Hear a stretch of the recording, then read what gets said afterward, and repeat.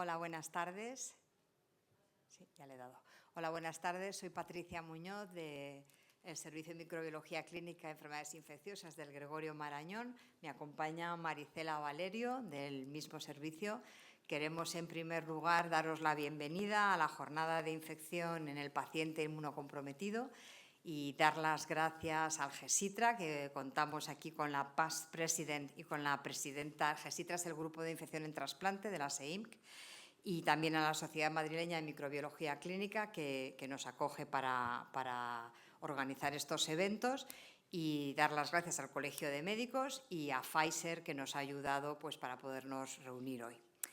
Y bueno, pues hemos organizado 2 mesas y nuestro objetivo era hoy pues, hacer una reunión multidisciplinar en la que habláramos de algunas de las infecciones que con más frecuencia afectan a los pacientes inmunocomprometidos de distintos tipos, tanto hematológicos como trasplantados de órgano, de los que vamos a hablar sin duda, como en general cualquier tipo de paciente inmunocomprometido que tenga un mayor riesgo. Entonces, yo voy a moderar la primera mesa y Maricela va a moderar la segunda. Y no sé si quieres decir algunas palabras de bienvenida antes de que empecemos la mesa, Maricela. No, lo mismo que tú, muchas gracias por estar aquí. Yo creo que el programa es de lo más completo. Hablaremos de infecciones virales, de vacunas, hablaremos de bacterias y bacterias multiresistentes y hablaremos de hongos. Así que creo que vais a llevaros un muy buen panorama de cómo está el panorama, cómo están las infecciones en el inmunocomprometido, gracias a nuestros excelentes speakers que han sido cuidadosamente seleccionados y que han aceptado venir para acompañarnos esta tarde. Yo creo que empezamos. Pues entonces, sin más, quiero dar una especial bienvenida a nuestra compañera Sabina Herrera. Ella es médico infectólogo del Hospital Clínic de Barcelona y nos ha hecho el favor de venirse desde Barcelona. Es además en este momento una madre de bebé que está por ahí paseando cerca del Colegio de Médicos hasta que terminemos. Y le agradecemos muchísimo, y es la presidenta del GESITRA en este momento, y te agradecemos muchísimo, Sabina, que hayas aceptado venir, porque para nosotros nos hacía muchísima ilusión que vinieras. Entonces, a Sabina le hemos pedido que nos hablara de infecciones por virus respiratorios. Estamos en la época cercana a la gripe, todos nos tenemos que vacunar y hacer que todas nuestras enfermeras y nuestros compañeros se vacunen, pero ella va a hablar no solo de la gripe, sino del COVID, del VRS, bueno, de lo que ella quiera. Y bueno, darte las gracias, Sabina, y sin más pasamos a tu presentación. ¿Se me oye? Hola, buenas tardes. Muchas gracias a Patricia, a Maricela y a Pfizer por invitarme a estar aquí. Yo soy madrileña, así que me hace mucha ilusión venir aquí donde me colegié por primera vez. Y bueno, intentaré abordar los 3 virus, aunque me voy a centrar un poquito más, puede ser en influenza, ya que estamos de temporada. A ver si lo logro. Sí. Bueno, en primer lugar, me gustaría hablar un poco del concepto inmunodeprimido. Creo que a veces metemos en esta bolsa a un batiburrillo de pacientes y que es importante que entendamos que dentro de los diferentes tipos de inmunodeprimidos hay algunos que tienen más riesgo y más morbilidad a la hora de tratar las infecciones respiratorias. Pues, por ejemplo, dentro del trasplante de precursores hematopoietéticos no es lo mismo un paciente que tiene un trasplante alogénico que un autólogo, no es lo mismo un paciente que está en el trasplante inmediato que uno que lleva 9 meses post-trasplante, no es lo mismo un paciente que tiene AIDS y que está en tratamiento con inmunosupresores, o un paciente que no ha recuperado todavía la linfopenia. Lo mismo nos pasa con el trasplante de órgano sólido. No es lo mismo un trasplantado de riñón que un trasplantado de pulmón, ¿no? El riesgo de todos estos pacientes no es el mismo. Y lo mismo podría seguir con el resto de neoplasias hematológicas, ¿no? Aquellos que tienen hipogamoglobulinemia, los que no, o el resto de pacientes con enfermedades autoinmunes. No es lo mismo un paciente que lleva metotrexate cada X meses que un paciente que le acaban de poner rituximab. Entonces, lo que sí sabemos es que los virus se comportan diferente en nuestros huéspedes. Una de las cosas que más nos preocupan es la replicación prolongada que presentan algunos de estos pacientes. Esto lo hemos visto mucho en el COVID y lo veremos cuando hablemos de COVID. Frecuentemente pasan de tener una infección de vía respiratoria alta a tener una neumonía, que esto conlleva una morbimortalidad especial. Y además, estos virus producen unos efectos indirectos en estos huéspedes, ¿no? Que pueden hacer que tengan AIDS, que tengan rechazo y que tengan un riesgo aumentado de sobreinfecciones bacterianas o fúngicas. Y además tienen presentaciones atípicas, que de esto hablaremos también. Yo diría que el top 6 de pacientes que tal vez son más vulnerables a estas infecciones víricas serían estos, y dentro de este grupo seguramente los que están en el periodo post-trasplante inmediato, en el caso de los trasplantados de médula ósea y los trasplantados de pulmón, serían seguramente con los que más sufrimos, y los que más sufren ellos, claro. Y esto lo reflejó muy bien este estudio que se publicó en el American Journal, que siguieron más de 3.000 pacientes durante una media de 3 años, y en el que documentaron todas las infecciones microbiológicas de virus respiratorios. Y como veis, los trasplantados de pulmón, a ver si consigo darle al puntero, sí, tenían 5 veces más infecciones que el resto de trasplantes. Cuando nos vamos a ver qué tipo de virus afectan más por grupo de trasplante, los trasplantados de pulmón, sobre todo rinovirus, un gran problema, seguido de respiratorio sincitial y del coronavirus, mientras que en otro tipo de trasplantes, pues influenza es el que más problemas da. No quiere decir que los otros trasplantados no tengan infecciones por rinovirus, pero seguramente no son de suficiente entidad para que les hagan consultar a buscar atención médica. Y como hemos dicho antes, ¿no? Estos virus no es solo la infección, sino las secuelas que dejan. Las infecciones virales, por ejemplo, la neumonía viral aumenta casi 4 veces el riesgo de tener una disfunción crónica del injerto en los trasplantados de pulmón y casi 3 veces la pérdida del injerto. Por lo tanto, pues, son infecciones que no tratamos banalmente. Y a la hora de valorar un paciente, pues también es importante ver la estacionalidad de los virus, ¿no? Pues, el rinovirus, como veis, pues lo encontramos a lo largo de todo el año. Influenza o coronavirus son más virus que encontramos en los meses de invierno. A la hora del diagnóstico también hay algunas peculiaridades de los pacientes inmunodeprimidos. Hoy en día tenemos muchas pruebas moleculares con un turnover bastante rápido, pero muchas veces, si tenemos la sospecha de que el paciente pueda tener una infección respiratoria viral y el frotis nasofaringeo es negativo, deberíamos buscar una PCR, una muestra más profunda como un lavado broncoalveolar. Y lo mismo nos pasa con las pruebas de imagen. La radiografía de tórax muchas veces no es suficientemente sensible en estos pacientes, por lo que en un cuadro de una infección respiratoria viral deberíamos solicitar un TAC de tórax para buscar, ¿no? Afectación pulmonar. La analítica nos puede ayudar a estratificar el riesgo, por ejemplo, si es un paciente que tiene una linfopenia prolongada y sostenida, y también pues, orientar a otros virus, que no vamos a hablar hoy de ellos, como el CMV o el adenovirus, pero bueno, los podemos buscar también si sospechamos que pueden estar causando. Y por último, repetir, asegurarnos de que el paciente ha negativizado el virus, y de esto hablaremos más adelante. Entonces, bueno, ya pasando a influenza, sabemos que influenza A y B son los responsables de las infecciones epidémicas, que pueden afectar hasta el 50% de los pacientes trasplantados, con una mortalidad entre el 2 y un 4%, y de nuevo, ¿no? El trasplantado de médula ósea, el trasplantado pulmonar, son los pacientes más vulnerables. Y de nuevo, influenza no es solo la infección, sino las secuelas que nos deja después, ¿no? La disfunción pulmonar posinfección. Este trabajo de Depal y Kumar me gusta mucho porque parece que influenza es igual a fiebre, y no siempre es así, por lo menos en estos pacientes no siempre es así. Y como veis aquí, un 40% de los en este estudio siguieron durante 5 años pacientes trasplantados de médula ósea y de órgano sólido, y como veis, un 40% de los pacientes con gripe no tenían fiebre, pero sí tenían diarrea o síntomas gastrointestinales. Por lo tanto, tenemos que estar dispuestos a sospechar la infección, aunque no vengan con los síntomas típicos. Dentro de las complicaciones que puede hacer la gripe son innumerables, y los pacientes inmunodeprimidos pues tienen todas las mismas que tienen el resto de pacientes inmunocompetentes, pero sí que la neumonía es una complicación que afecta especialmente a este grupo de pacientes y que a menudo les lleva a tener un distrés respiratorio y les lleva a la UCI.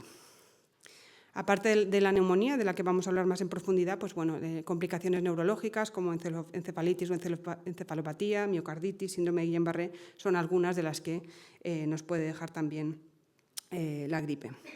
Pero bueno, volviendo a la neumonía, que es la complicación que vemos más frecuentemente y que seguramente deja más secuelas en estos pacientes, hay una serie de factores de riesgo para que los pacientes acaben haciendo una neumonía después de una infección de vía respiratoria alta, ¿no? Los niños son un grupo vulnerable.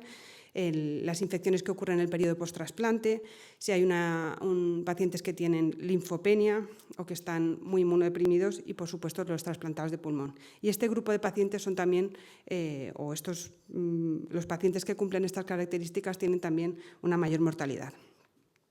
Dentro de los factores de riesgo también, para que un paciente cuando consulte tenga una neumonía en la presentación, pues el ser un paciente comórbido ya de base, que muchos de estos pacientes ya lo son, y el estar en tratamiento con miricofenolato. Sin embargo, el estar en tratamiento con un inhibidor de la calcineurina, el haber sido vacunado durante la temporada y el haber recibido tratamiento antiviral de forma precoz son factores protectores. Lo que sabemos es que el tratamiento antiviral precoz disminuye la mortalidad y, como veis en esta gráfica, cada día cuenta. Cada día de retraso en el inicio del tratamiento es un día que aumenta la mortalidad. Y en los pacientes inmunodeprimidos no usamos la barrera de las 48 horas. Si han pasado 48 horas desde el inicio de los síntomas, tratamos porque existe un beneficio. El tratamiento precoz no solo disminuye la mortalidad en estos pacientes, disminuye el ingreso en UCI, disminuye los días de replicación viral y disminuye también el riesgo de progresión a neumonía. En cuanto al tratamiento, pues hay un grupo de fármacos que son los inhibidores de la neuraminidasa, que es el grupo principal de tratamiento. La neuraminidasa es una enzima que ayuda al virión digamos que escisiona para que el virión salga de la célula que ha infectado. Y los inhibidores de la neuraminidasa compiten por ese receptor y hacen que el virión se quede ahí pegado a la célula y no se libere. Se han comercializado varios, aquí en España no tenemos todos, pero bueno, tenemos el que se ha utilizado de forma más amplia y el que es el tratamiento de primera línea, que es el oseltamivir, que está en formulación en vía oral y que se comercializó ya por el año 99. Pero tenemos también zanamivir, peramivir y laninamivir. Y el último en ser comercializado ha sido el valoxavir, que tiene un mecanismo de acción diferente y actúa a nivel de la transcripción del ARN. Entonces, oseltamivir se ha ensayado en varios ensayos clínicos, en población sana, se ha visto que lo que disminuye son los días de síntomas, pero en un metaanálisis también con casi 30.000 pacientes se vio que el tratamiento precoz disminuye la mortalidad. Valoxavir se ha estudiado en 2 ensayos clínicos, el CAPSTONE 1 y el CAPSTONE 2, el CAPSTONE 1 frente a placebo, que también disminuía los días de síntomas, y el CAPSTONE 2 en el que se comparaba frente a oseltamivir. Y como veis aquí, en influenza A, la línea azul es oseltamivir, la línea roja es valoxavir. En el caso de las infecciones por influenza A no había grandes diferencias entre los 2 tratamientos. Sí que parece que en influenza B valoxavir reducía los días de síntomas. Lo que sí que se reducía valoxavir bastante notoriamente era que producía una disminución de la carga viral bastante precoz. ¿Qué recomiendan las guías? Las guías de la Sociedad Americana de Trasplantes, que son del 2019 y que por tanto no incluyen a valoxavir, ya que se comercializó pues, más o menos un poco al tiempo después, recomiendan oseltamivir y zanamivir como tratamientos de primera línea, que ya sabéis que se tienen que ajustar a función renal. ¿Y terapia de combinación? ¿Tiene algún papel en estos pacientes? Pues bueno, la terapia de combinación se estudió en este ensayo clínico, se llama Flaxstone, y que comparaba valoxavir más oseltamivir comparado con oseltamivir. Esto en población, digamos, inmunocompetente. Y como veis, las líneas muy parejas, el grupo de combinación no demostró superioridad frente a la monoterapia con inhibidores con oseltamivir en monoterapia. No sabemos si la combinación puede tener un papel en pacientes que tienen replicación viral persistente o en pacientes inmunodeprimidos.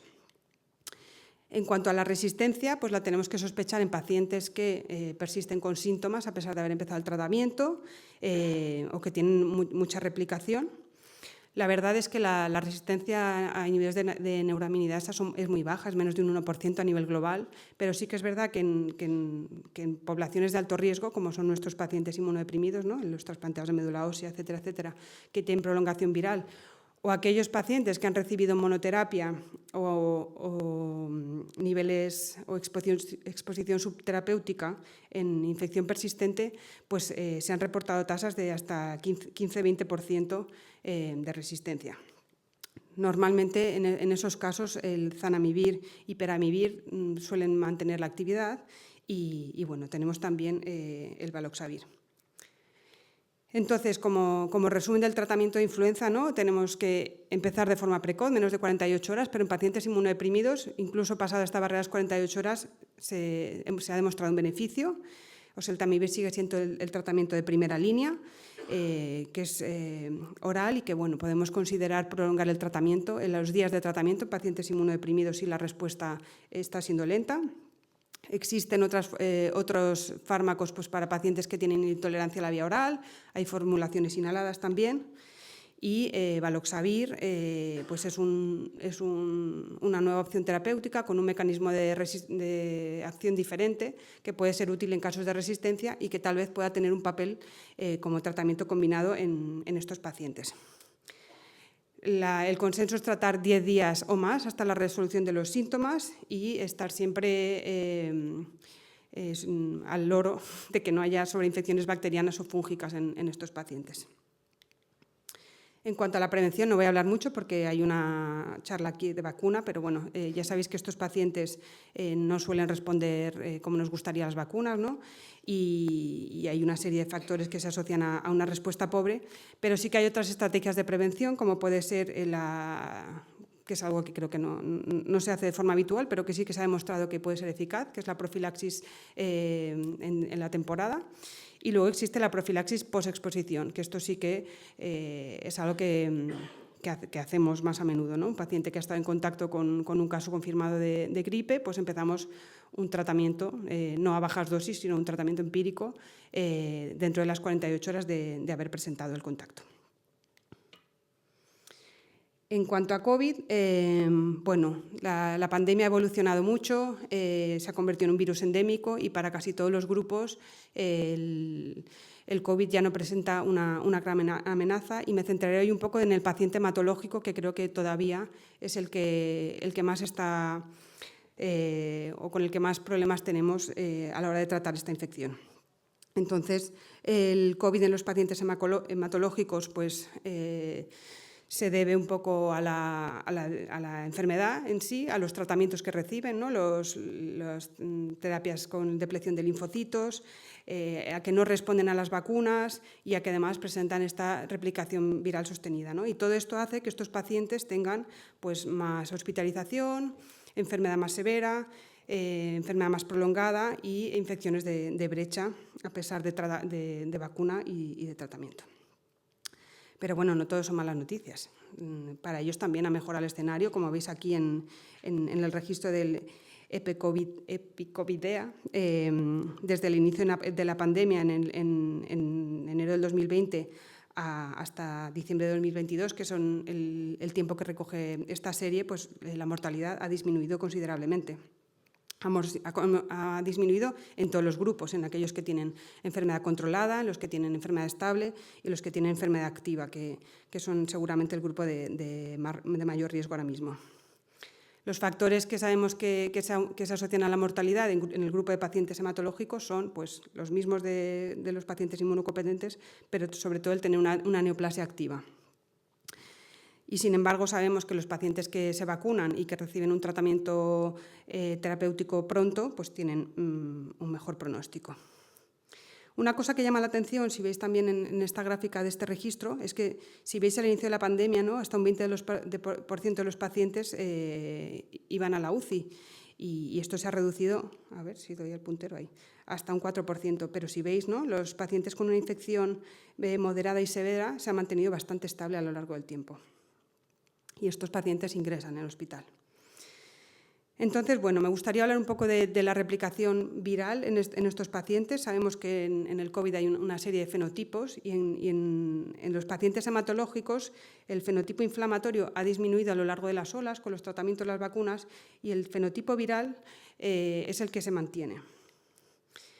¿Cuáles son los factores de riesgo que hemos identificado en estos pacientes, ¿no? que hacen esta replicación prolongada? Pues el haber recibido tratamientos en los últimos 3 meses, ya sea quimioterapia, rituximab, corticoides, tener hipogama o linfopenia y tener una neoplasia activa.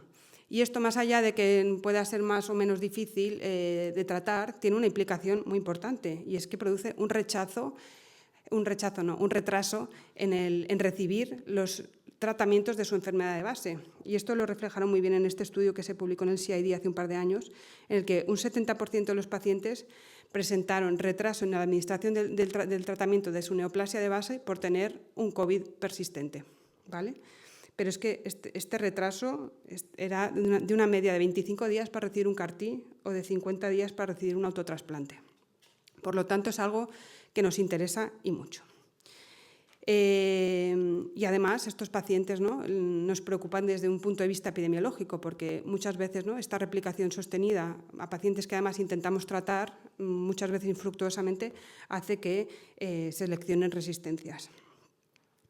Haré 2 palabras breves sobre el tratamiento porque no tengo tiempo para todo, pero bueno, creo que todos tenemos claro que la dexametasona no es amiga del COVID, por lo menos en monoterapia, y esto se ha demostrado en muchos estudios, ¿no?, sobre todo en pacientes con enfermedad leve y moderada. Dexametasona en monoterapia como un tratamiento antiinflamatorio aumenta la mortalidad y, por lo tanto, es algo que deberíamos evitar. Y en cuanto a la combinación de fármacos antivirales en esta población, creo que cada vez nos estamos llenando de más evidencia, no hay ningún ensayo clínico. He traído este estudio retrospectivo que se publicó hace poco, en el que miraron 3 perfiles de pacientes, ¿no? Pacientes, el grupo 1, que era el que tenía infección persistente o que habían recaído, pacientes con COVID severo y pacientes que tenían un COVID leve, pero que se trataban precozmente. Y en el grupo 1, que es el que nos preocupa, el tratamiento con Paxlovid y Remdesivir durante de media 10 días conseguía que en el día 14 el 85% hubieran aclarado el virus. Por lo tanto, yo creo que tenemos que ser agresivos con estos pacientes. Nosotros en el Clinic lo somos, no sé si mucho incluso, pero bueno, nuestra experiencia subjetiva es esta. ¿Qué dicen las guías? Y además tenemos 2 guías fresquitas, recién salidas del horno. Esta se publicó en junio del ECIL. He intentado hacer un resumen. El tratamiento antiviral se recomienda, por supuesto, en todos los estadios de la infección. La terapia combinada se reserva para los pacientes que necesitan oxígeno o que están críticos, pero también se contempla en pacientes con infección leve, si llego ahí, que van a recibir quimioterapia, por ejemplo. Tenemos un paciente con un COVID leve y que le tienen que poner quimioterapia. En esos pacientes también se contempla que se pueda dar terapia combinada, igual que combinaciones con plasma convalescente o anticuerpos monoclonales, aunque estos últimos ahora pues, han quedado un poco relegados. Los corticoides y los inhibidores de interleuquina 6 o otros tratamientos antiinflamatorios se reservan para los pacientes que van a la UCI o que están hospitalizados pero que tienen un patrón muy inflamatorio. Las guías del SMIT vienen a decir más o menos lo mismo, con un par de apreciaciones. La primera es que han hecho un apartado de pacientes con infección persistente o recidivante, ¿no?, en el que se recomienda que puedes o repetir un tratamiento o extenderlo, o incluso en casos de alto riesgo, como son estos, utilizar terapia combinada. Lo que sí que dejan fuera de estas guías, que las del ECIL sí dejas el uso de plasma convalescente. Y bueno, no sé, es verdad que hasta ahora la mayoría de los estudios que se han hecho con plasma no estaban dirigidos a pacientes inmunodeprimidos, sino que se han hecho subanálisis de ensayos clínicos con otras poblaciones, pero este año sí que se publicó este ensayo clínico en el que sí que el plasma convalesciente, es verdad que el reclutamiento fue lento y no consiguieron la N que querían, pero no se murió ningún paciente en el grupo de plasma convalesciente. Uy, va, ¿qué he hecho? ¿Qué ha pasado? Esto no he sido yo, ¿no? Ah, sí. Perdón. Creo que no soy yo. No se murió ningún paciente en el grupo de plasma y se murieron 5 en el otro, y por lo tanto se consideró que el plasma pues podía ser de utilidad en este grupo de pacientes. Voy un poco tarde, paso el sincitial un poco rápido. Otra infección viral que afecta sobre todo a trasplantados de pulmón y trasplantados de médula ósea, y los que tienen más riesgo, evidentemente, son el trasplante inmediato, Age y los pacientes que tienen linfopenia. Sobre el tratamiento diré que solo sé que no sé nada, porque la evidencia que tenemos es todo de estudios observacionales. Ha hecho un ensayo clínico que se hizo con 14 pacientes hace mucho, mucho tiempo. Y estos son un poco los fármacos que se han discutido a lo largo del tiempo. Ya en el año 2011 el Shah y colleagues demostraron, revisando toda la literatura hasta la fecha, pero una revisión, de nuevo, ningún estudio es de gran envergadura, que tratar versus no tratar tenía un beneficio en la mortalidad y en la progresión a neumonía. Y dentro de las modalidades de tratamiento, la ribavirina inhalada y junto con inmunomoduladores era la que mayor beneficio tenía en cuanto a mortalidad. Se han hecho desde entonces varios metaanálisis. En la población general parece que no tiene un beneficio la ribavirina, pero sí que parece que en los trasplantados de médula ósea y pacientes con neoplasias hematológicas es donde tiene un papel. Y en esta revisión sistemática hecha en pacientes precisamente con neoplasias hematológicas se vio que el uso de ribavirina disminuía la mortalidad comparada con placebo. Además de encontrar una tendencia que no fue significativo de menor progresión a neumonía y un beneficio en el caso de la ribavirina inhalada. Ya que estoy acabando, lo que sí que se plantea es intentar estratificar a los pacientes que tienen más riesgo de progresar a neumonía, y para esto hay varias escalas que se han utilizado. Creo que la que más se está utilizando es la Immunodeficiency Scoring Index, que tiene una serie de ítems y según el puntaje pues, se clasifican los pacientes en riesgo bajo, moderado o alto, de manera que pues, los que tienen riesgo moderado o alto se considera que se pueden beneficiar de tratamiento. Ya por último, estas guías del 2023 de la Sociedad Americana de Trasplante y de Terapia Celular consideran que en pacientes que tienen una infección de una neumonía por respiratorio sincitial y que tienen riesgo de morir o de llegar a ventilación mecánica, se recomienda la ribavirina inhalada. Lo que pasa es que es compleja de administrar porque es teratogénica, además de cara, entonces en la práctica clínica al final no se acaba utilizando, y lo que se acaba utilizando es la ribavirina oral, que es mucho más barata además. Y en lo que se refiere a palivizumab y a inmunoglobulinas bien específicas o generales, la recomendación es no utilizar, aunque sí que hacen un apunte de que en algunos centros se utilizan inmunoglobulinas como tratamiento adyuvante en estas infecciones. Y el palivizumab se reserva para uso profiláctico, sobre todo en pediatría. Entonces, nada, ya para acabar, conoce tu huésped, no es lo mismo, no todos los pacientes inmunodeprimidos son iguales. Queremos evitar que la infección de vía respiratoria alta progrese a neumonía, porque ahí es donde encontramos la mayor morbimortalidad, y tratar cuanto antes posible. Muchas gracias.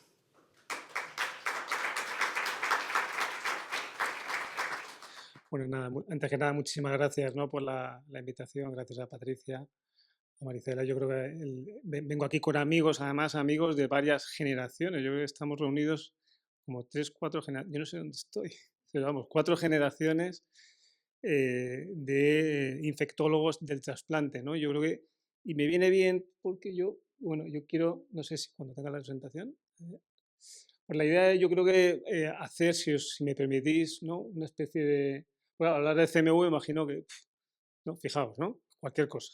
Entonces, me he permitido jugar un poco, ¿no?, pues con la historia, ¿no? O sea, esto ya indica que yo soy de las generaciones más avanzadas, ¿no?, cuando se habla de historia, del gran protagonista de la infección oportunista. Sabemos que el protagonista CMV pues es el representante de lo que es infección oportunista. Cuando nosotros manejamos la infección en el trasplante, cuantitativamente es el oportunista más importante, no es la infección más importante, como ya sabéis, y luego comentaremos algo y tenemos una mesa después para demostrarlo.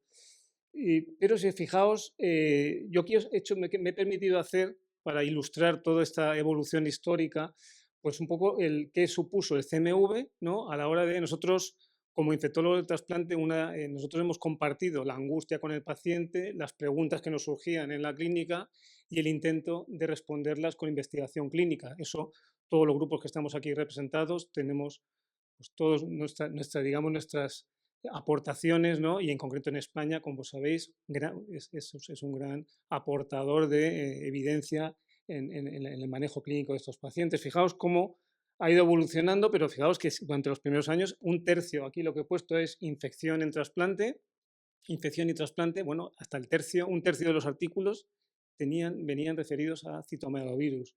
Esto se ha ido aplanando, ¿no? Ahora la mesa de después lo va a demostrar, ¿no? La infección bacteriana ha cogido un protagonismo especial. Pero bueno, yo creo que, claro, afortunadamente no vivimos ninguno de nosotros, ¿vale? Lo tengo que confirmar, estos tiempos de los primeros trasplantes, ¿no? Que se hicieron absolutamente a lo loco, a ciegas, incluso bueno, ahí sin tratamientos. Y entonces aquí, claro, aquí el protagonismo era lidiar con lo que nos venía, ¿no? Y en aquel entonces, ahora aquí os pongo la representación de lo que es la enfermedad por CMV actual, más representada por la enfermedad gastrointestinal, síndrome viral, veremos que hablo de la enfermedad sintomática, pero claro, en los primeros trasplantes, fijaos, no teníamos antivirales, no había antivirales, y fijaos una mortalidad del 20%, ¿no? Y fijaos como que todos los pacientes, si no se les trataba, al final acababan haciendo neumonitis y muriéndose. Esto, claro, evidentemente los primeros años se utilizaron en reportar este desastre, ¿no? Y empezar a ver hasta dónde podemos llegar y cómo podemos trasplantar. Afortunadamente ya en los años 90 ya empezamos a tener evidencia científica ya de soluciones, ¿vale? Y empezamos ya los antivirales, gracias al VIH, ¿no? El mundo del antiviral, ¿no? Que empezó con el VIH y sus complicaciones, y esto se benefició, por supuesto, del trasplante, que fue más o menos en paralelo, y vemos como aquí ya tuvimos soluciones de antivirales muy eficaces y con lo que hemos estado manejándonos durante muchísimo tiempo. Pero esto nos ha permitido también reflexionar y empezar a aprender y a manejar la infección ya a nivel preventivo y conocer la enfermedad. Aquí ha influido también mucho el desarrollo de las técnicas de monitorización, la microbiología. Año 85 empieza la antigenemia, ¿no? Los primeros artículos de antigenemia, y con eso es verdad que nos hemos estado manejando hasta el año 2010, o sea, muchos años con capacidad de monitorizar y aprender que esta infección pues tiene una dinámica que nos permite, desde la anemia sintomática hasta el desarrollo de enfermedad, tener un margen para poder actuar.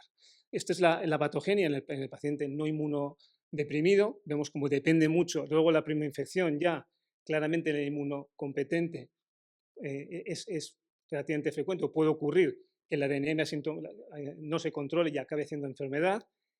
Ahora, es muy excepcional en el paciente inmunocompetente que las reactivaciones que, como sabéis, se producen en CMV, también en el inmunocompetente, de bajo grado, es excepcional que sean lo suficientemente dinámicas como para producir enfermedad. Sabemos que el trasplante no es así. El trasplante al final es sometido a una inmunosupresión celular, que al fin y al cabo es el compartimento que se encarga de controlar la reactivación, y pacientes que reactivan, evidentemente el paciente con primoinfección, ¿no? El mismatch para CMV, que comentaremos después, pues tiene alto riesgo de progresar bajo situación de inmunosupresión celular a enfermedad, pero también las reactivaciones pueden producirlo con algunos aspectos de mayor riesgo según el tipo de órgano trasplantado y según los esquemas de inmunosupresión. Esto pudimos aprenderlo, y además pues empieza ya desde el principio.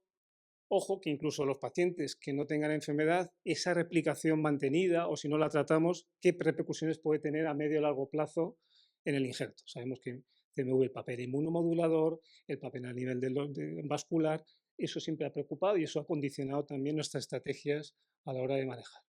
Desde luego, si este artículo nos permitió, ¿no? La verdad es que es llamativo como aquí observar, es un clásico que utilizamos para saber qué pasa con el trasplante de órganos sólidos si no hacemos nada, no tomamos ninguna medida preventiva. La historia natural, pues podéis comprobar cómo, fijaos cómo aquí ya se empezaron a estipular los grupos de riesgo, el mismatch. Prácticamente todos se infectan en cualquier caso y siempre hay replicación, pero hasta un 60% de los pacientes seronegativos con un donante seropositivo, enfermedad. Y se planteó, ya se estipuló, se marcó el grupo de riesgo intermedio, que habréis oído hablar, en los pacientes seropositivos. La reactivación en estos pacientes hasta en un 20% aproximadamente produce enfermedad. Con esos mimbres y con esta situación ya empezamos a plantearnos que había que tomar no solo medidas, ya podíamos tratar la enfermedad, eso estaba bien, pero vamos a intentar que los pacientes no se pongan enfermos. Entonces yo creo que este periodo fundamentalmente ha sido de búsqueda de estrategias preventivas, inicialmente utilizando y entendiendo la dinámica viral en los pacientes con primoinfección, como podéis ver. ¿Esto se ve? Ah, no. Ha pasado como a ti. Un segundito. Entero. Anda, me estoy... Bueno, estoy viendo todo spoileado. Qué barbaridad. Bueno. Ya, ¿cómo hacemos? ¿Para atrás no hay? El de abajo. Este es para atrás. Vale. Me lo han explicado al principio, ¿eh? Vale. Ya. Vale. Y aquí el puntero, ya no me atrevo, es el de arriba del todo, ¿no? Ahí. Bueno, vemos que la primoinfección, la dinámica es mucho más agresiva. O sea, sabemos que una primoinfección, en general en cualquier paciente, pero un paciente inmunodeprimido, el decalaje desde que replica hasta que hay enfermedad es muy corto. ¿De acuerdo? Ahí tenemos poca oportunidad para actuar y, de hecho, pues casi todas las medidas han sido prevenir, de alguna forma, hacer medidas de profilaxis para estos pacientes de tan alto riesgo del mismatch, que es el que hace infección primaria. Y sabíamos que también había cierto margen en los pacientes en los que hay replicación, porque hay habitualmente replicación viral antes del slope para producir enfermedad. Esto nos marca dos formas de trabajar o dos formas de hacer la prevención. Evidentemente, el paciente con mismatch se tendió a hacer profilaxis, lo que pasa es que en ese momento lo que teníamos era antivirales intravenosos, ¿de acuerdo? Tanto con la ciclovir como con Foscarnet, todos hemos vivido la época de dar profilaxis de mala manera a pacientes, darles a mitad de dosis para que pudieran irse a casa. Y en estos años también se implanta, gracias al desarrollo, sobre todo, que hemos comentado, de la micro y de posibilidad de tener monitorización de estos pacientes. Bueno, vamos a esperar en los pacientes que tengamos un margen desde la replicación hasta la enfermedad, tratemos esos pacientes nada más, no a todos. Y esto es un poco las bases de tratamiento anticipado que bueno, se fue desarrollando en ese periodo. Y bueno, y en paralelo a esos desarrollos se desarrolla una polémica incluso. O sea, ¿qué es mejor? Tratamiento profilaxis, tratamiento anticipado, y se generan, ¿no? Ahora veremos un poquito Esto desde luego cambia radicalmente cuando empezamos a tener en el arsenal terapéutico un antiviral con buena biodisponibilidad oral, ¿vale? Sufrimos con el VIH y no llegó a implantarse en el trasplante prácticamente el anciclovir oral, y desde luego cambió el panorama cuando tuvimos disponibilidad de valanciclovir, y además incorporamos el valanciclovir como tratamiento anticipado de estos pacientes, que permitió desde luego acortar estancias hospitalarias, manejar a estos pacientes de forma ambulatoria. Esto fue un avance muy importante. Y aquí es un poco, todos estos mimbres generan ya el esquema actual, y esto es un poco más o menos ahora cómo estamos manejándonos. Vemos que el riesgo de CMV marca la estrategia profiláctica a seguir, y casi todos la profilaxis queda más ubicada en paciente de más alto riesgo, el paciente con mismatch, como hemos comentado, pero también se incorporan a alto riesgo trasplantes con alta carga linfoide, trasplante pulmonar, trasplante intestinal, trasplante de páncreas, en los cuales sabemos que hay más riesgo, o aquellos que tienen un tratamiento con depletores linfocitarios. Pero también en los últimos años, algunos centros, también por razones logísticas, y esto ahí claramente hay una diferencia entre lo que es Estados Unidos y Europa. Europa ha sido siempre más abogado por el tratamiento anticipado por cuestiones logísticas. En Estados Unidos es muy difícil tener a un paciente haciéndole antigenemias, llamándole a 2.000 kilómetros, ¿no?, del centro, y abogaron más por la profilaxis. Pero también se habló de la profilaxis, vamos a intentar evitar, digamos, la replicación en todos los pacientes, porque creemos que puede tener un efecto indirecto, un efecto sobre el injerto. Esto ya os digo que es algo de lo que se ha hablado mucho, pero hay muy poca evidencia al respecto. Entonces yo creo que es clave aquí las dos targets, ¿no?, que podamos tener, si queremos evitar enfermedad o si lo que no queremos es que ni siquiera replique. Además surgen problemas añadidos. Este es el paciente con mismatch que les empiezas a poner profilaxis. empezamos a ver que los pacientes empezaban a replicar y a hacer enfermedad tardía, cuando le quitábamos el tratamiento, que eran 3 meses, lo que se estipuló inicialmente, pues los pacientes hacían enfermedad. ¿De acuerdo? Esto es lo que se llamó enfermedad tardía. La hipótesis patogénica, pues lógicamente no dejamos al huésped madurar frente a CMV. Tenemos antivirales muy eficaces, lo mantenemos suprimido durante tiempo importante y por eso estos pacientes, al quitarles la profilaxis, al no dejarles madurar, hacen la enfermedad. ¿Soluciones? Bueno, pues la solución así lógica, pues bueno, pues entonces en vez de 3 meses les ponemos 6. ¿Vale? Esto se planteó, por lo menos si replica, el paciente hacía enfermedad tardía, pero era en una situación mejor del trasplante después del 6.º mes. Esta fue la primera abordaje y de hecho es el tratamiento y el tiempo que se ofrece o que se recomienda para el trasplante renal, por ejemplo, con BISMATCH. Nosotros incluso desde GESITRA, el antiguo GESITRA de hace muchos años, ¿no? Pues se planteó un estudio bajo esta hipótesis, ¿no? Vamos a dejar al huésped que madure, vamos a dar un poquito de exposición viral, una exposición viral controlada, solo 14 días, ¿vale? La mediana de aparición de enfermedad eran 30 días y vamos a dejarle exponerse un poquito para que tengamos alguna respuesta. Esto, aquí os pongo aquí, ¿no? ¿Veis? ¿No? Aquí insignes, ¿no? Participantes en el estudio y veis cómo aquí no conseguimos, por desgracia, esto era un ensayo muy complicado, muchos hospitales, y no conseguimos una N suficiente para demostrar, pero había una tendencia clara a que esto tenía su beneficio. Nosotros, de hecho, en trasplante hepático, en el 12, mantenemos la profilaxis retrasada, que no se ha popularizado por culpa de no poder llegar a estos resultados. Otra forma de hacerlo madurar al sistema inmune es, bueno, vamos a exponerle, pero bien, vamos a dejar que replique. Vamos a hacer una estrategia anticipada con estos pacientes. ¿De acuerdo? Nunca se planteó de inicio esta estrategia porque nos daba miedo por la dinámica viral, porque creíamos que eso... Pero bueno, aquí hay un ensayo clínico del grupo de Nina Sin, ahí en Estados Unidos, que sí que comprobó en sus circunstancias que, desde luego, puede ser eficaz. Según cómo lo hagas, puede ser eficaz. Desde luego tiene sentido porque la inmunidad celular mejora muchísimo. O sea, les hacemos madurar a lo bestia a los pacientes, ¿vale? Y si tenemos suficiente estrategia, puede ser suficiente. Pero bueno, vemos que en vida real... ¿Se fue? Allá. En vida real esto es complicado, ¿de acuerdo? Porque los pacientes habría que monitorizarles de tal forma para no llegar tarde a que el paciente desarrolle enfermedad. Esta es una experiencia en el hospital clínico que vemos cómo, en Belviche, que vemos cómo ahí no consiguen demostrar que esto pueda ser eficaz porque los pacientes se ponen malos, ¿no? Y es peor, el paciente la hace más.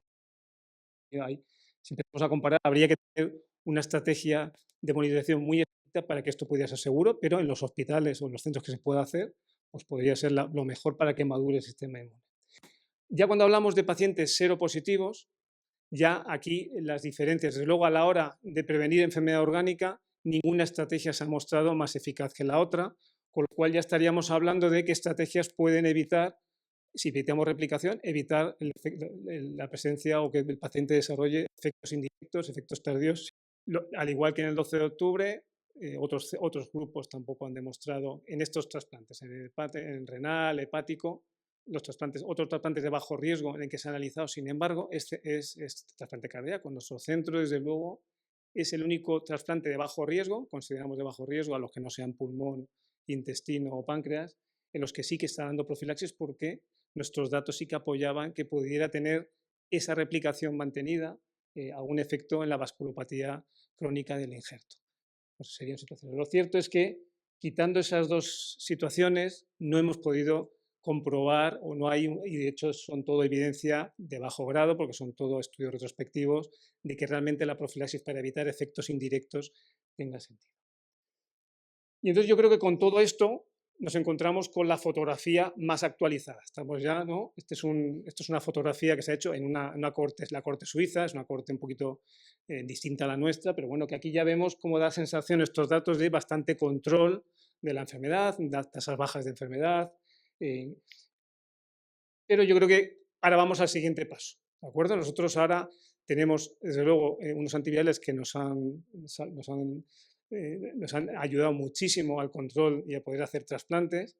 y un antiviral como es valganciclovir, que nos ha permitido optimizar muy bien todas las medidas preventivas, pero hay algunos problemas y algunas limitaciones, fundamentalmente la toxicidad, ¿de acuerdo? Es un fármaco relativamente tóxico, sobre todo a nivel hematológico, y bueno, se ha hablado quizás más o llama más la atención la resistencia, que eso también existe, pero desde luego no es un problema clínico. El problema clínico que tenemos todos es problemas, y cuando nos preguntaban qué nos hace falta, ¿no?, para avanzar, un fármaco menos tóxico.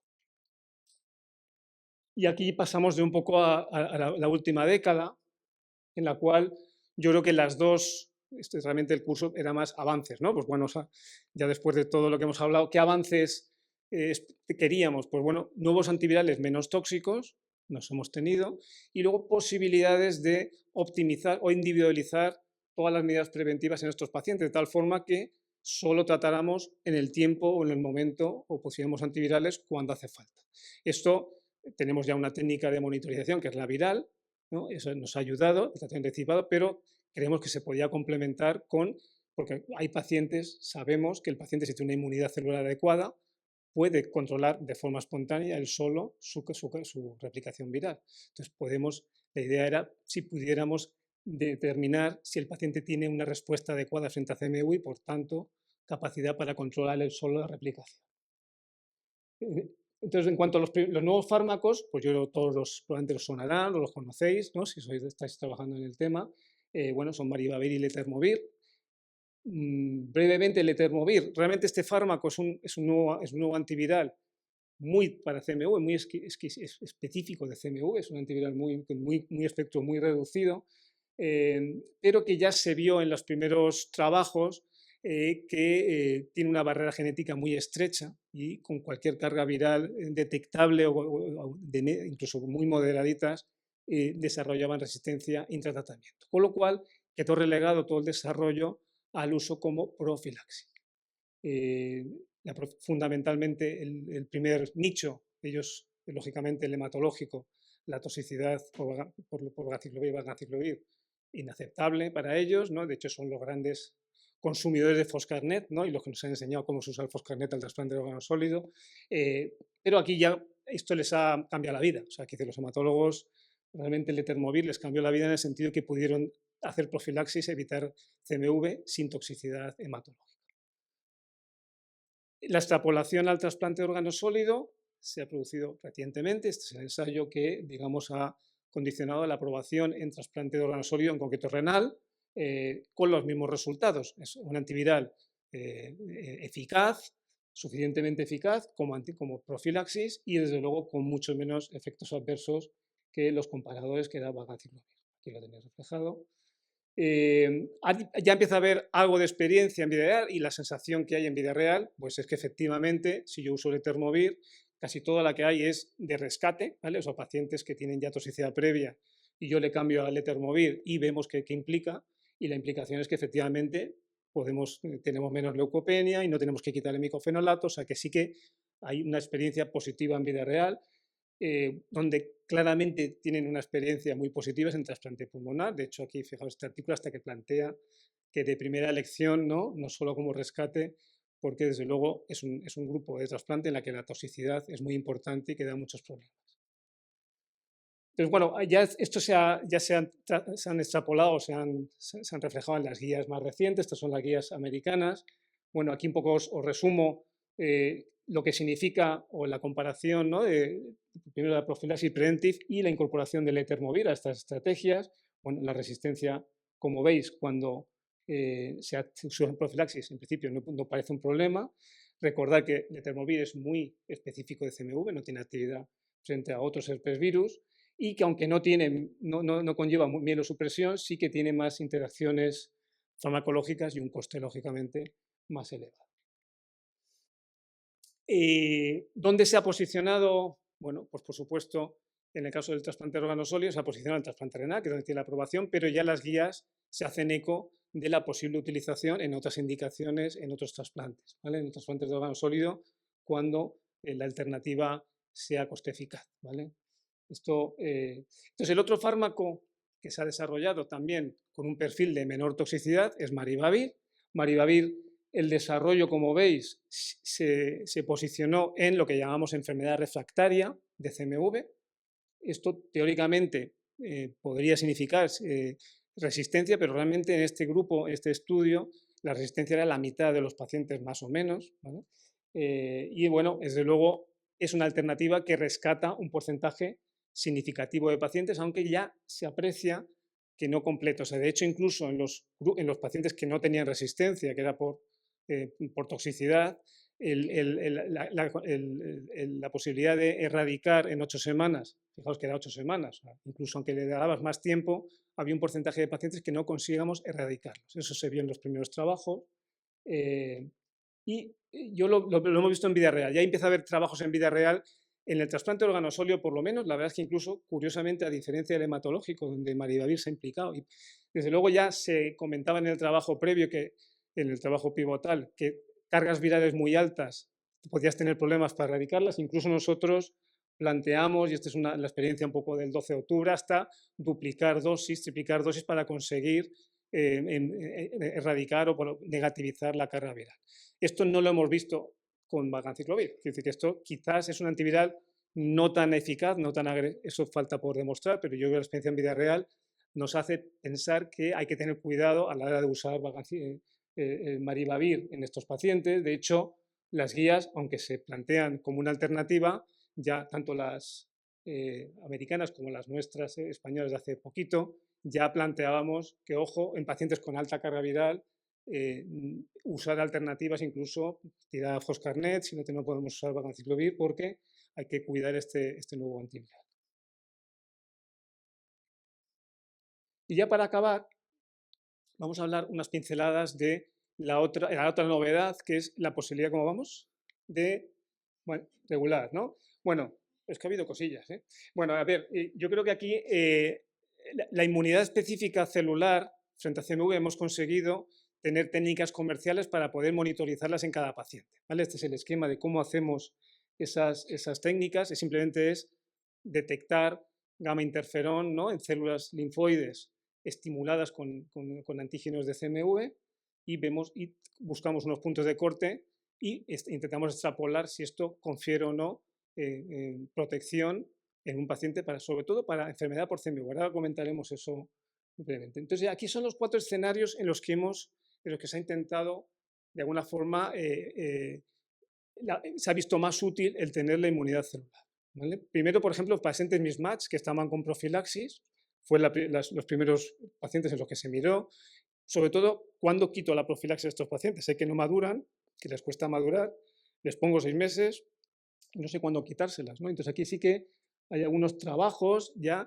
en los primeros años fueron para buscar los puntos de corte y ver esas estrategias, cómo pudiera ser de predictivas a la hora de ver el valor de protección. Y entonces aquí, pacientes que tenían un valor de protección por encima del punto de corte, podíamos retirar la profilaxis con cierta seguridad. El otro grupo, que también fue bastante impactante, ¿no?, fue pacientes seropositivos, en los cuales se comprobó que hasta un 20% de los pacientes que iban al trasplante seropositivos para CMV, cuando mirábamos o cuando analizábamos la inmunidad celular específica, no tenían inmunidad celular específica. Y además se comportaban en cuanto a riesgo parecido a lo que era un mismatch. Y esto ha permitido reclasificar a algunos pacientes teóricamente de bajo riesgo por serología a pacientes de alto riesgo en base a la determinación del cuantiferón basal, ¿vale? Cuantiferón u otras técnicas. Como veis, muchos de los autores españoles hemos trabajado en todos los centros para validar todas estas técnicas en estas situaciones. La tercera situación clínica es ya, vamos a determinar la inmunidad celular específica, pero después del trasplante, ¿vale? Vamos a ver, en paralelo de momento con la antigenemia, con la PCR para CMV, vamos a analizar si estos pacientes, a medida que va pasando el paciente, sobre todo pacientes de alto riesgo que les hemos puesto profilaxis, paciente pulmonar, trasplante pulmonar o trasplante con timoglobulina, con 2 ejemplos, cuándo les podemos quitar la profilaxis. O al revés, o sea, que pacientes le pasan cosas, rechazo, oye, a lo mejor este paciente necesita profilaxis, vamos a intentar detectar pacientes, porque ya veis que el trasplante es dinámico, ¿vale? No es fácil encontrar. Por último, yo creo que es el otro escenario, ya de forma más somera, se ha también analizado, pero esto que puede ser de futuro. O sea, pacientes con tratamiento anticipado que a lo mejor no necesitan, ¿de acuerdo? O sea, pacientes que pudieran replicar, ellos mismos controlar su anemia, a lo mejor nos puede guiar la inmunidad específica para la CMV. Bueno, aquí he hecho otro juego. Esto simplemente es, veis cómo la gráfica lo que pretende representar veis el riesgo de infección y de enfermedad por CMV en relación con los puntos ¿no? los valores de cuantiferón, y vemos como, claro, realmente estas técnicas nos pueden permitir, tiene un buen valor predictivo de protección, ¿vale? O sea, es verdad que si tiene un valor positivo, probablemente el paciente esté protegido. ¿Veis cómo la idea es, entre todos, intentar buscar un punto de corte según para cada situación clínica de lo que queramos? Pongo un ejemplo, ¿vale? Pues si queremos determinar, ahí están representados los puntos de corte comerciales, realmente tendríamos que subir el punto de corte o analizar este punto de corte para, por ejemplo, retirar una profilaxis. A lo mejor es más seguro, ¿no? Si conseguimos, o al revés, si quiero evitar poner, ¿no? o evitar poner una profilaxis a un paciente, ajustarlos más al otro lado. Yo creo que estamos todavía pendientes de afinar bien estos puntos de corte para la indicación. Desde luego, con lo que tenemos ya hay evidencia y hay experiencia, incluso con ensayo clínico, de la aplicación de todas estas técnicas para monitorizar o para dirigir las profilaxis en estos pacientes, sobre todo en pacientes de alto riesgo. Veis que son todos pacientes trasplante pulmonar, trasplante renal pero con timoglobulina. ¿Qué nos ha permitido? Bueno, pues de alguna forma que se ha demostrado que son seguras, ¿de acuerdo? O sea, que guiarnos solo por la inmunidad celular específica es seguro, y desde luego menos toxicidad porque tenemos menos necesidad, y eso se ha visto en todos los ensayos, de usar antivirales en algunos pacientes, ¿no? Nos permite retirar profilaxis precozmente o incluso no ponerlas. Bueno, esta es la experiencia. Isabel aquí estuvo, este es uno de su batalla reciente, ¿no? Incluso ha demostrado, esto es con una corte histórica, que esta estrategia no solo es segura, sino que incluso puede ser eficaz, ¿eh? Y de hecho, en este caso seguramente porque se ha conseguido reclasificar pacientes de alto riesgo, ¿no? Al hacer inmunidad específica, que les hemos puesto profilaxis, se ha conseguido reducir la enfermedad por CMV. Bueno, yo creo que, como ya para acabar, todo esto se ha incorporado desde luego por primera vez en unas guías. La inmunidad celular específica se ha conseguido incorporar como dentro de la guía de manejo de estos pacientes. Veis que esto lo paso rápidamente, pero veis cómo hay una columna en todos los trasplantes de las recomendaciones alrededor de usar la inmunidad específica celular en el manejo de la enfermedad por CMV. ¿Vale? Todos los trasplantes. Bueno, yo creo que esta es un poco la nueva era, ¿no? Del tratamiento individualizado. Hay mucha información que hemos adquirido a base de, ¿no? de explorar, de hacernos preguntas, de contestar, ¿no? Y hemos incorporado, yo creo, ya definitivamente la profesión inmunoguiada al manejo de estos pacientes. Fíjate, este es el camino antiguo, ¿no? Que era muy, muy pedregoso, sobre todo de los años 80, ¿no? Que debía ser, la carretera está ya mejor, pero queda todavía, ¿no? Muchas gracias. Gracias a todos vosotros por estar aquí, a los patrocinadores Pfizer. Bueno, a mí me pidió Patricia que hablara efectivamente del tema de las vacunas en inmunodeprimidos, además, lo cual siempre le agradezco, porque es un tema que está ahí, pero me ha permitido siempre actualizarse. Es un tema muy transversal, que no solo afecta a sociedades científicas, sino a entidades administrativas, y que yo creo que merece la pena reflexionar un poquito sobre ello. A pesar de todo, es bastante diverso y lo quiero empaquetar todo en 20 minutos y que nos dé el tiempo, ¿no? Bueno, tengo pocos conflictos de interés en relación a las vacunas, creo, pero ahí los tenéis. Y cuando yo empecé a preparar la charla, cuando me lo pidió, la verdad es que lógicamente uno va a la literatura a ver lo que puede ver, y me sorprendió gratamente esta revisión de la IDSA, que como veis el update es prácticamente hace un mes, y dice, bueno, está todo hecho aquí, ¿no? Pues no, esto está en construcción, simplemente era un anuncio de lo que iba a pasar. Y en ese sentido, la Sociedad Europea de Enfermedades Infecciosas, también el ECMID, ya de hecho creó un grupo específico para vacunas que está trabajando muy ampliamente. Este año presentaron una mesa sobre vacunas en inmunodeprimidos, pero el estudio todavía, bueno, el grupo todavía no ha hecho su consenso y está pendiente de publicarse, y debemos esperar. Ya Sabina ha comentado las guías americanas del trasplante, ¿no? que ya se validaron en su momento, pero están publicadas en el 2019, antes incluso de la pandemia, ¿no? Con lo cual están bastante desactualizadas. Y los propios hematólogos, la OMT ya hizo, bueno, es un capítulo de un libro que además lo coordina Rafa de la Cámara y lo escribe Ana Sureda, que fue una hematóloga de nuestro hospital, pero es un capítulo que normalmente se retrotrae a trabajos anteriores, tampoco está muy actualizado. Y lo que voy a utilizar para la revisión es la verdad es que la guía de GESIDA, que se acaba de publicar, todavía no se ha publicado, de hecho es un borrador con estos coordinadores, pero ha participado mucha gente, sí que han actualizado algunos de los aspectos que me parecen interesantes.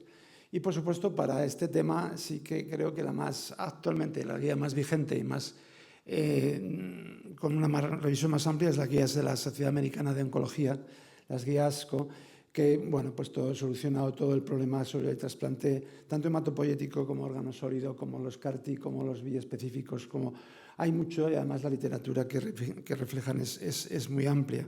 Creo que si algo, creo que os quedéis con ello, que os repaséis bien estas guías. Pero me pidió además específicamente que hablara sobre el virus respiratorio sincitial y además coincide con que la Comunidad de Madrid ha sacado un documento que está vigente hace un mes prácticamente donde se habla de este tema y que lo mencionaré al final específicamente. Y por lo tanto, con todo esto, ya empezando, lo primero que hay que empezar es que el paciente inmunodeprimido además es un ciudadano normal, ¿no? Y que al cual se le puede estar sometido a otras vacunas, ¿no? Recordarlas, no vamos a entrar en ello en este sentido porque, bueno, esta es una de la Comunidad de Madrid de este año, precisamente recordar a nivel de lo que puede ser los mayores de 65, que sería lo más inmunodeprimido, parecido a lo que hemos hablado, a lo cual casi me incluyo por poco.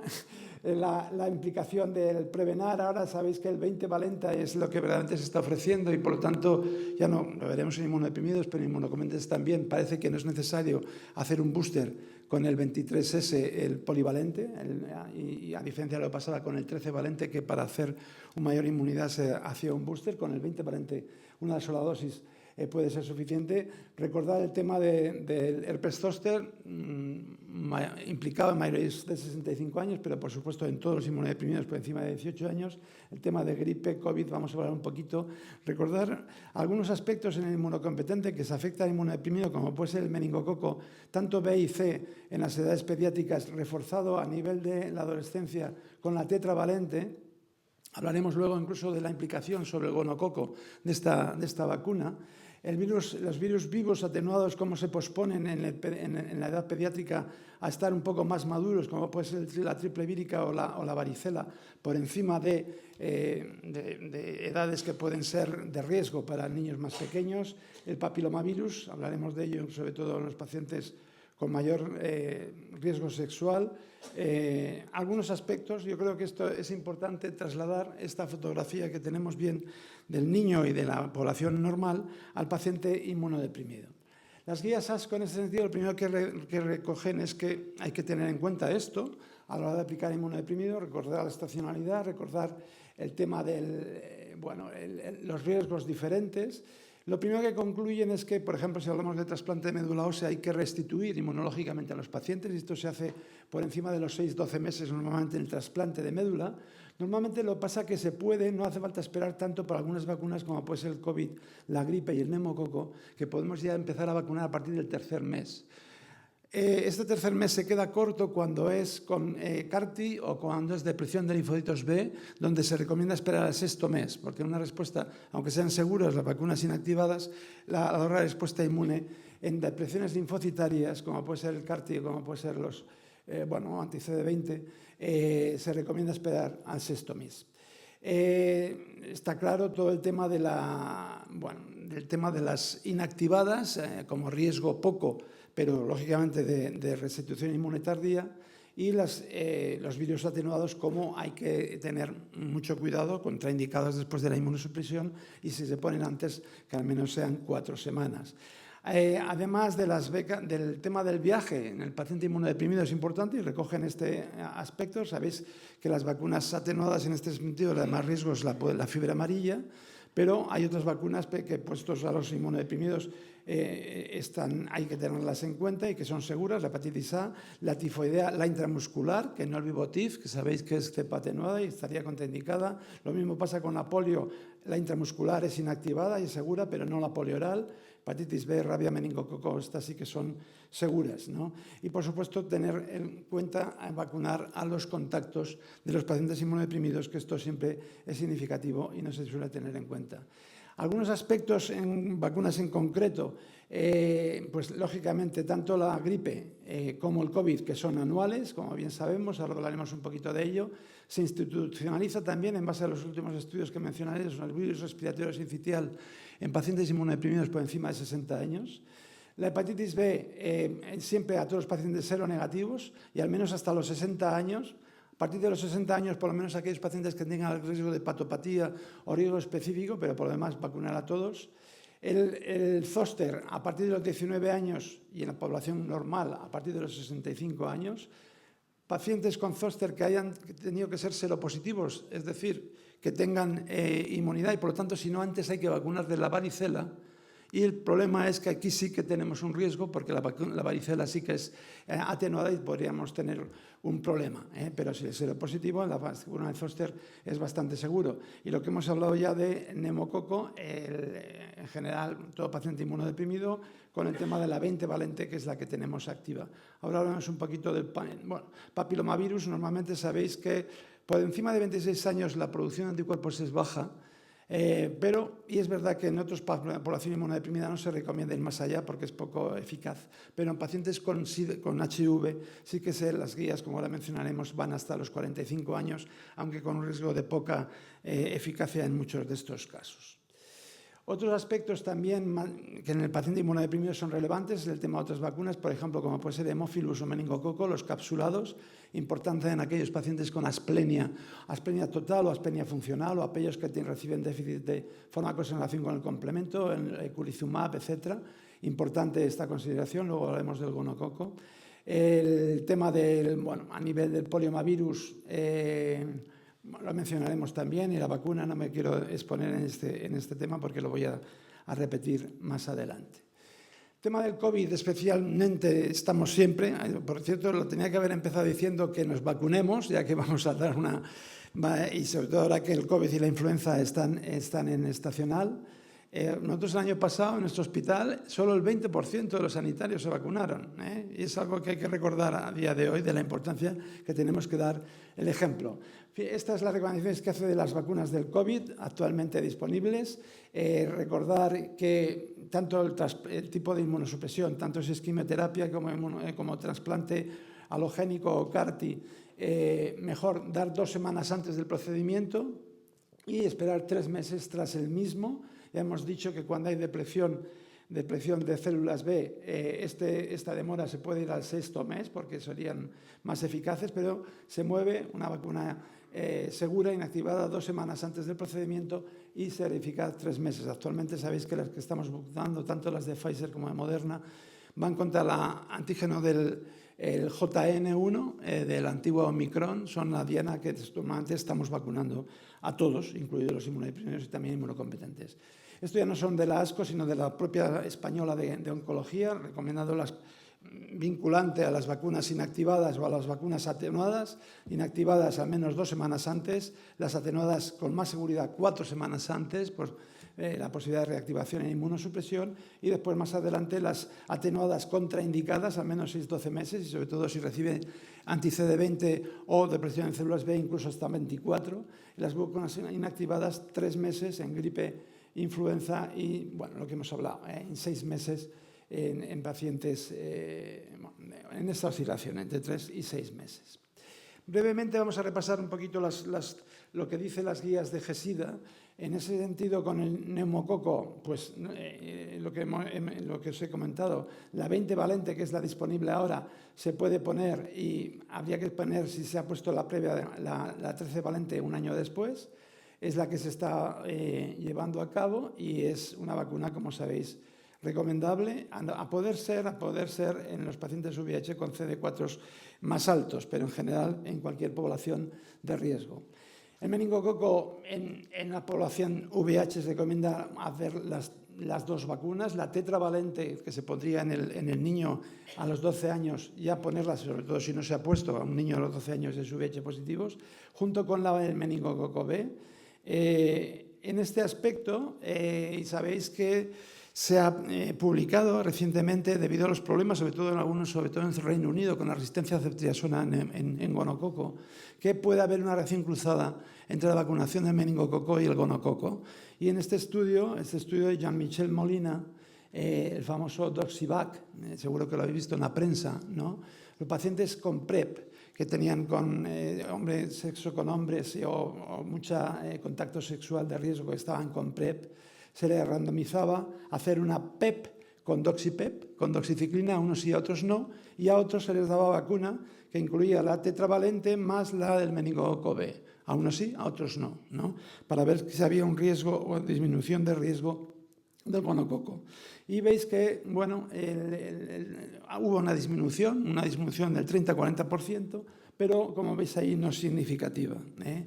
Ha habido mucha controversia si esto es así o no. De hecho, en España hay algunas comunidades que se han lanzado a la piscina, como es la gallega, que lo ha aceptado para población menor de 65 años con riesgo de ITS y en PrEP, en base a este estudio, otros similares retrospectivos que también se habían publicado, la valoración del meningococo, y también pasa lo mismo en Reino Unido, donde, repito, hay mayor tasa de resistencia a ceftriaxona en gonococo. En general, la verdad es que la conclusión de este estudio, todavía no publicado del todo, es un poco prudente, ¿eh? Hay una reducción, pero seguramente hay que buscar dianas todavía más eficaces para poder utilizarse. Respecto a hepatitis A y hepatitis B, hay que vacunar a los seronegativos, ¿no? Sobre todo hepatitis B, ya hemos dicho, por lo menos hasta los 60 años, y a partir de ahí, por lo menos en hepatopatía y en hepatitis A, posiblemente también, incrementando aquí el riesgo a determinados viajes, determinadas zonas con mayor prevalencia de la hepatitis A. La varicela ya hemos hablado, el tema de la vacuna varicela, tanto la varicela como la triple vírica, que son cepas atenuadas y por lo tanto estarían contraindicadas en el paciente inmunodeprimido. En general es así, la mayoría de las guías lo proporcionan. En el VIH se da cierta permisividad a aquellos pacientes que tengan más de 200 CD4 para poder vacunar de las dos, ¿eh? Pero esto puede ser controvertido y después lo hablamos. Y para el tema de zoster, que es recombinante, que no es cepa atenuada, se podría con seguridad dar a pacientes inmunodeprimidos, se recomienda por encima de los 18 años, pero repito, siempre que el paciente sea seropositivo. El tema del papiloma es también la que estamos utilizando, es la nanovalente, que se utiliza con 3 dosis y que, como ya hemos dicho, normalmente en la población pediátrica es a los 12 años cuando se da la vacuna, tanto en niños como en niñas, pero en pacientes inmunodeprimidos va hasta los 26 y, como veis, GESIDA amplía hasta los 45, aunque, repito, con una evidencia bastante limitada, y la mayoría de los centros, nosotros del trasplante, por ejemplo, el trasplante de órgano sólido, no hemos tenido más que algún carcinoma de cervix en mujeres por encima de los 30 años y no hemos tenido cáncer perianal, etcétera, con lo cual esta indicación fuera del paciente VIH con paciente con actividad sexual importante pues puede ser más limitada. El monkeypox es un virus, sabéis que la vacuna ya no se utiliza, la de la viruela, que sí que tiene riesgo en pacientes inmunodeprimidos. Esta vacuna es un virus no atenuado, sino modificado genéticamente para que sea bastante más seguro. En los pacientes con VIH se recomienda pre y post, pre en aquellos de alto riesgo, en pacientes con muchas parejas sexuales no controladas o en trabajadores, ahí se daría 2 vacunas, y lo normal, incluido el paciente inmunodeprimido no VIH, sería profilaxis post-exposición con una sola vacuna, una sola vacuna después de la exposición. Puede ser en los primeros 4 días, aunque se puede dar hasta los 14, pero es más eficaz si se hace de forma precoz. Y ya para acabar, voy a hablar un poquito del virus respiratorio sincitial, ya lo ha dicho Sabina, que por cierto, si te quieres ir, está a margen, respondemos tus preguntas si las sabemos. Es, como ya he dicho, la primera causa de broncolitis en el niño, por supuesto, y también en este sentido un gran riesgo en los niños con cardiopatías, que sabéis de dónde salió todas las experiencias con palivizumab, fue ahí, pero por supuesto es también importante en los pacientes inmunodeprimidos. La prevención, la primera que tuvimos acceso fue con palivizumab, sobre todo en pacientes, repito, con cardiopatía congénita. Y sin duda alguna lo más que hemos llevado, y nuestros hijos y nuestros nietos se están beneficiando del nirsevimab, un anticuerpo monoclonal, me voy a quedar sin voz, que se da a los neonatos de la temporada entre octubre y marzo se les posiciona y si salen de marzo a octubre, se espera a octubre para vacunarles con cierta eficacia. Y las vacunas, tanto la de Pfizer como la de GSK, como la de Moderna, que forman parte de la prevención más eficaz. Del tratamiento ya ha hablado Sabina, no voy a mencionar nada. El virus respiratorio sincicial es un virus RNA monocatenario, bastante simple, tiene 10 proteínas, 10 genes que codifican 11 proteínas. La más importante es la glipoproteína F, frente a la cual es la proteína de adhesión, frente a lo que van todas las vacunas, incluso los monoclonales. Aprovechando las recomendaciones de GESIDA, se recomienda efectivamente en los pacientes mayores de 60 años, y esto es extrapolable en general el resto de inmunodeprimidos, aunque ya veremos lo que ha dicho la Comunidad de Madrid, ciñéndolo bastante al tema del trasplante, pero en general la mayoría de las guías recomiendan el VRS, la vacuna en todos los pacientes inmunodeprimidos. Recordad que con respecto a COVID e influenza, normalmente que esto sí, que cuando se genera aerosoles con la broncoscopia se puede hacer un aislamiento respiratorio.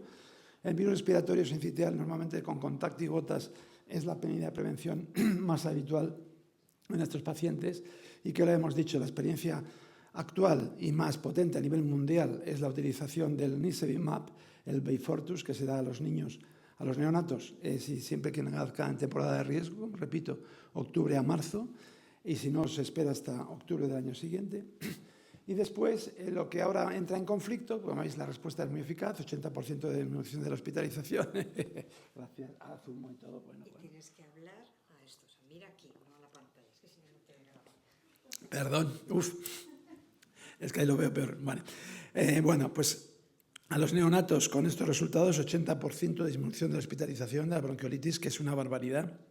Todos los hemos visto en nuestros hospitales, pero ahora la experiencia con la vacuna de Pfizer, la Abrysvo, se ha utilizado también en embarazadas, y eso ha condicionado también que la reducción del riesgo a los niños neonatos también es muy significativo. Y ahora estamos en conflicto, ¿qué es lo que vamos a hacer a nuestros neonatos? Si vamos a monoclonal, le vamos a vacunar a las embarazadas.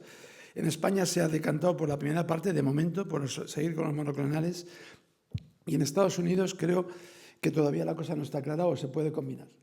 Luego lo podemos hablar. Ahí tenéis las 3 vacunas disponibles para el respiratorio sincitial, la de Pfizer, la de GSK y la de Moderna. Las 2 primeras frente a la glicoproteína F directamente, y en este caso como a través del RNA mensajero de esta proteína,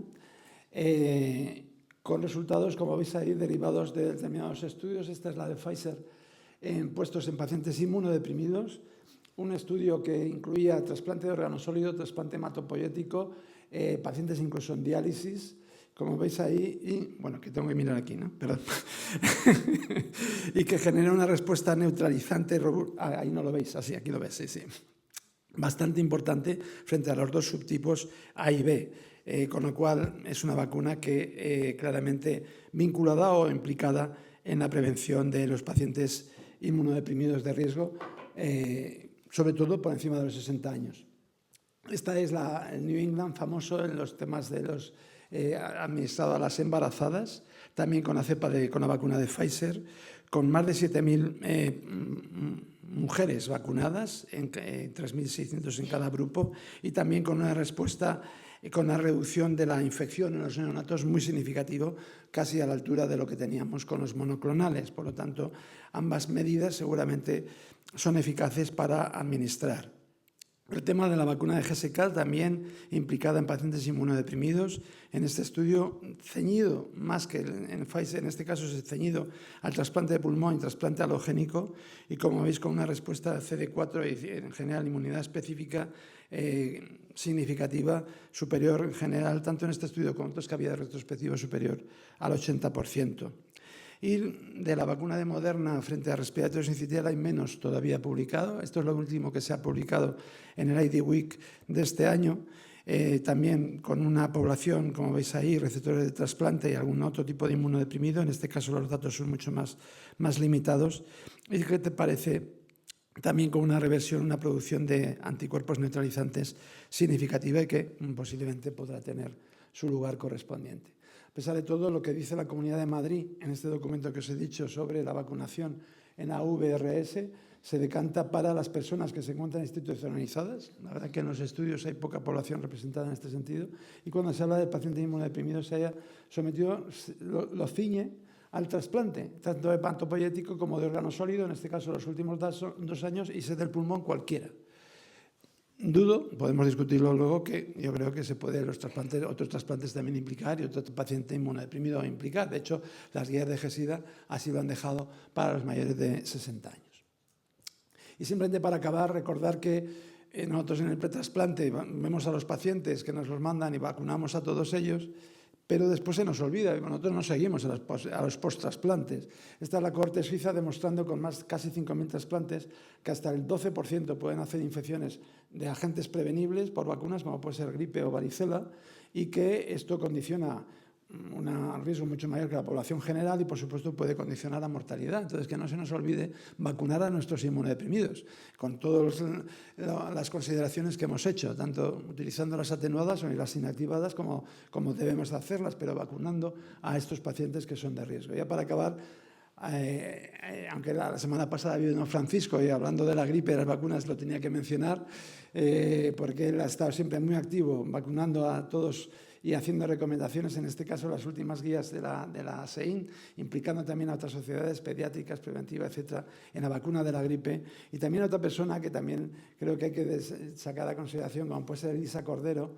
Elisa, en el tema de la gripe y la vacunación, ella forma parte del grupo de estudio europeo de las vacunas. Ella publicó ya en el CID hace unos años, y participamos varios de nosotros, el tema del booster en los pacientes en el trasplante en los primeros 6 meses, donde la respuesta podía ser pobre, como el booster podía incrementar. Pues hay otros estudios en este sentido, como la utilización de adyuvante de este tipo o dar doble dosis, un antígeno mayor, también son otras medidas estratégicas a posicionar en el trasplante en estas primeras fases donde la respuesta inmune con la vacuna convencional puede ser más baja. Cuando hagan las guías, el ECMID, pues veremos por dónde se decantan en el paciente trasplantado en estas primeras fases.